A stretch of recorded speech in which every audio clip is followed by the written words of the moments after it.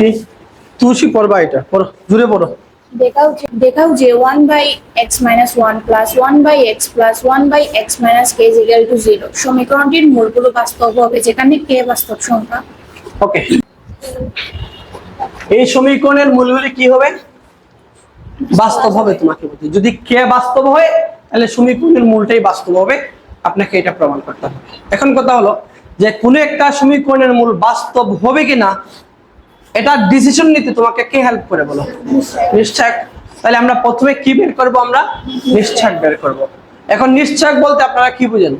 নিশ্চয়ক মানে কি? b² - 4ac। এখন কথা হলো দেখো এখানে যে সমীকরণটা দেওয়া আছে এটা দেখে কি তুমি বলতে পারো নি abc কে? মানে abc সম্পর্কে কোনো ধারণা পাও কিনা তুমি এটা দেখার পরে? পাও না। তাহলে তোমার প্রথম কাজ কি হবে? এটাকে সাইজ করে তার স্বাভাবিক আকারে নিয়ে যাওয়া। ঠিক আছে, তাহলে আমরা একটু সাইজ করি, দেখো কি করতে পারি এটাকে। আমরা এই পাঠটুকুকে রাখলাম এখানে, সরাসরি লসাগু নিয়েও করা যায়, বা তুমি এই দুইটার মধ্যে লসাগু নাও। এই দুইটার মধ্যে কি করব? আমরা লসাগু নিচ্ছি। তাহলে এই দুইটার মধ্যে লসাগু নিলে কি আসতেছে বলো? x * x - 1। আর এই পাঠটুকুকে তুমি একটু পক্ষান্তর করে দাও তো দেখি, তাহলে -1/x - k হয়ে গেল। এখানে দেখো এখানে k থাকতেছে, x থাকতেছে, প্লাস k থাকতেছে, এখানে x দিয়ে ভাগ করলে x - 1 থাকতেছে। এইটুকু কি বুঝছেন? আচ্ছা, তাহলে দেখো উপরে কি লিখতে পারি? 2x লিখতে পারি, 2x - 1। আর নিচে একটু গুণ দেন তো, তাহলে x² - x হয়ে যাবে, আর এখানে -1/x - k হয়ে যাবে। এইটুকু কি বুঝছেন? এবার বলো তো এটা দেখার পরে কার কি করতে ইচ্ছে করে একটু বলো তো দেখি, বলেন। এটা দেখার পরে তুমি বলো, ইতি বলো, এটা দেখার পরে তোমার কি করতে ইচ্ছে করে বলো? আর গুণ করে ফেলবো। ঠিক আছে, আর গুণ করে ফেলবো। হ্যাঁ করো। তাহলে 2x - 1 এর সাথে আমরা গুণ দিচ্ছি x - k কে, আর -1 এর সাথে আমরা গুণ দিচ্ছি x² - x কে। একটু গুণ দিই আমরা। এখানে গুণ দিলে কি আসে কে বলতে পারবা? দেখো এটা দিয়ে গুণ দাও, তাহলে 2x², এটা দিয়ে গুণ দিলে দেখো -2x বা kx লিখতে পারো, kx। ওকে, এবার -1 দ্বারা গুণ দিলে কি আসতেছে? -x আসতেছে, এরপরে +k আসতেছে। ওকে, এখান থেকে আমরা কি বলতে পারি? দেখো -x² + x বলতে পারতেছি। এইটুকু কি বুঝছেন? আচ্ছা, এবার একটু খেয়াল করে দেখো যে এখানে কয়টা x² আছে দেখো তো? দুইটা আছে x², আর ওখানে মাইনাস পক্ষান্তর করে নিয়ে আসলে প্লাস হয়ে যাবে না? তাহলে কয়টা x² হবে? তিনটা x² হবে। আমরা 3x² লিখলাম। ওকে, এখন একটু খেয়াল করে দেখো যে এখানে -2kx আছে, এখানে একটা -x আছে, ওখানে দেখো আর একটা +x আছে। তো তুমি যদি ওইটাকে ওই পক্ষান্তর করে নিয়ে আসো তাহলে কি হয়ে যাবে? -2x হয়ে যাবে, -2x হয়ে যাবে। আর এখানে আছে দেখো +k, k = 0। তাহলে দেখো এটা কিভাবে লিখতে পারি? x² - 2k কমন নাও, -2 কমন নাও, আর x কমন নাও। -2 কমন নিলাম আর x কমন নিলাম। তাহলে এখানে কে থাকবে একটু বলো তো দেখি? k + 1 থাকবে, +k = 0। এবার এটার দিকে তাকাও তো দেখি। এবার বলো তো তুমি abc সম্পর্কে সুস্পষ্ট একটা আইডিয়া আইছে না আমাদের? ধারণা আইছে না? a কোনটা, b কোনটা, c কোনটা? হ্যাঁ। তাইলে আমরা যদি দেখি এরকম কোন একটা সমীকরণ দেওয়া থাকে তাহলে আমাদের প্রথম কাজ কি হবে? এটাকে সাইজ করে তার আদর্শ আকারে নিয়ে যাওয়া। এরপরে আমরা বাকি কাজটুকু করব। ঠিক আছে? ওকে, তাহলে দেখো এখানে a কত বলো তো দেখি? a হলো 3, b কত? সবাই বলো b কত? -2 * k + 1। ওকে, c কোনটা এখানে? k। ওকে, আমরা এখন দেখো বাকি পার্টটুকু করব।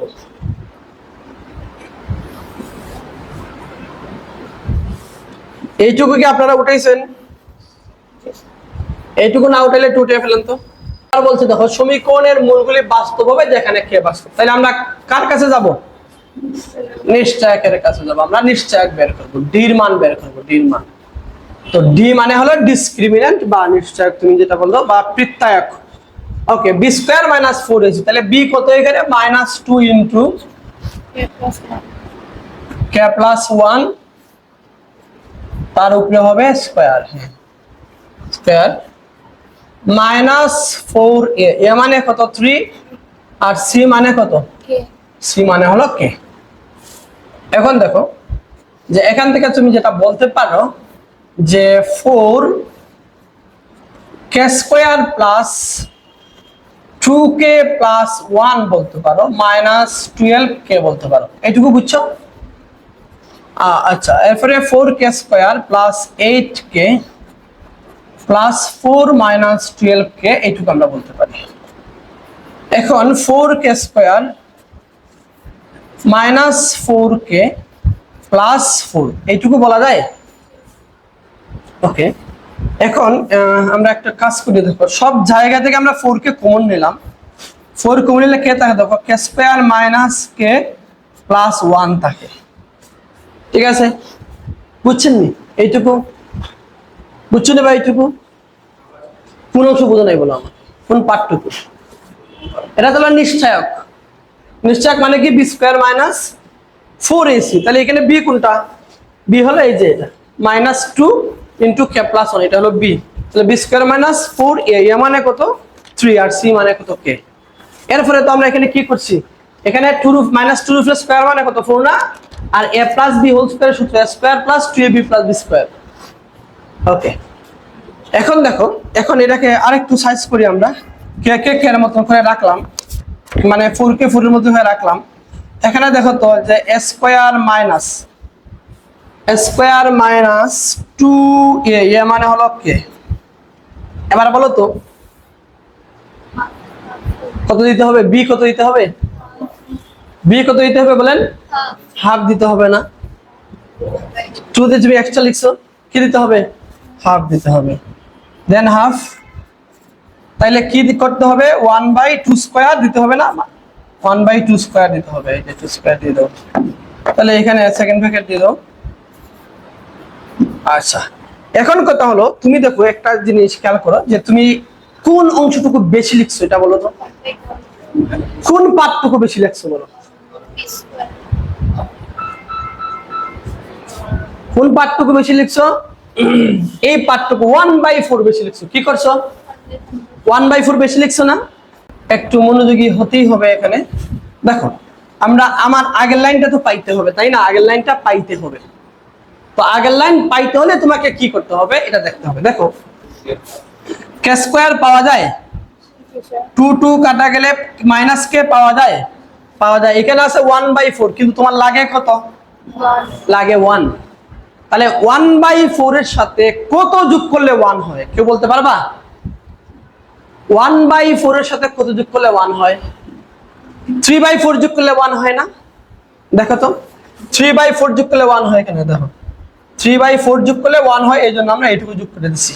দেখো আমি একটু আবার বুঝাচ্ছি, দেখো এখানে 1/4 আছে, দেখো 1/4 প্লাস 3/4 আছে, দেখো লসাগু হলো 4, তাহলে 1 প্লাস 3 সমান সমান কি হলো 4/4 সমান সমান 1, তাইলে 1/4 এর সাথে কত যোগ করলে 1 হয়?